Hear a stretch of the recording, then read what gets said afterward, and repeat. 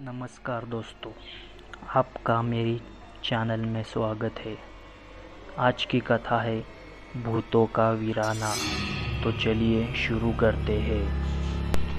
एकांत में पड़ा खालिस्तान भूत प्रेतों का घर बन जाता है, क्योंकि यहाँ पर किसी भी प्रकार की पाठ पूजा नहीं होती है, और जहाँ पर पूजा नहीं होती है वहाँ पर भूतों का ही वास बसता है, जिसे आप एक नाम वीराना से भी जान सकते हैं। तो आज मैं आपको वीराना में बसे भूत के बारे में ही बताने जा रहा हूँ।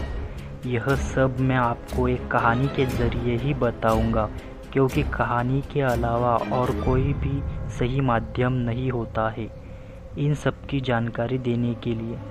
मेरा नाम कपिल मेहता है और मैं गाज़ियाबाद गोविंदपुरम का रहने वाला हूँ। मेरी एक मेडिकल स्टोर की शॉप है गोविंदपुरम में। मेरा एक बार राजस्थान में जाना हुए, और वो भी घूमने के लिए ही, क्योंकि मेरा वहाँ पर कोई भी काम नहीं पड़ता है। मुझे पुराने खंडहरों के बारे में जानना और उनमें घूमने का बहुत ही अधिक शौक है। मेरा यही शौक मेरे लिए एक बार बहुत ही मुश्किल भरा हुआ, क्योंकि मैं उन खंडहरों में जा पहुंचा जिन्हें लोग वीराना के नाम से पुकारते थे। मुझे लगा शायद इनका नाम ही वीराना होगा बस, लेकिन ऐसा नहीं था।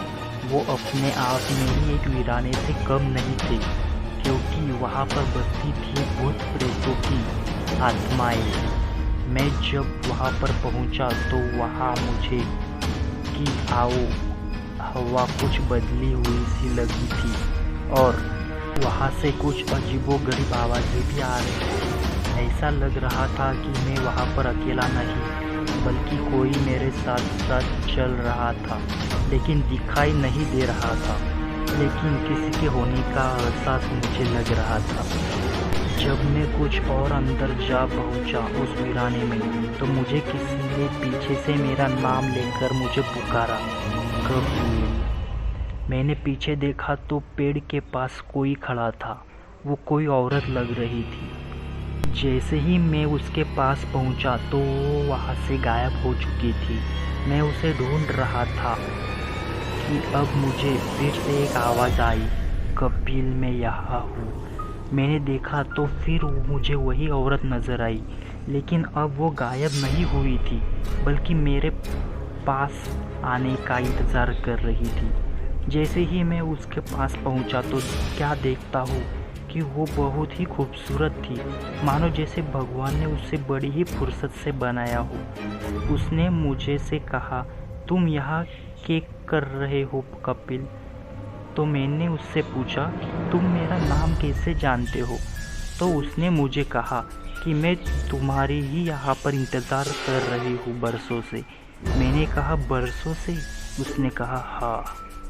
वो तुरंत ही एक चुड़ैल के रूप में आ गई और मुझ पर झपट पड़ी, लेकिन मेरे गले में हनुमान जी का लॉकेट होने के कारण से वो मुझ पर हमला नहीं कर पाई, और मैं वहाँ से भाग निकला और अपनी जान मैंने वीराने के पास बने हुए एक मंदिर में जाकर बचाई। मैं सुबह होने तक वहीं पर ही रुका था। जब सुबह हुई तब मैं वहाँ से बाहर निकला और बच पाया। तभी से मैंने वीराना खंडहरों में जाना बंद कर दिया, क्योंकि वहाँ पर इंसान नहीं बल्कि भूत रहते हैं। तो दोस्तों, मैं ऐसे ही अनुभव लेकर आता रहूँगा। अगर आपको मेरा चैनल पसंद आए तो आप कृपया इसे लाइक, सब्सक्राइब और शेयर ज़रूर कीजिए।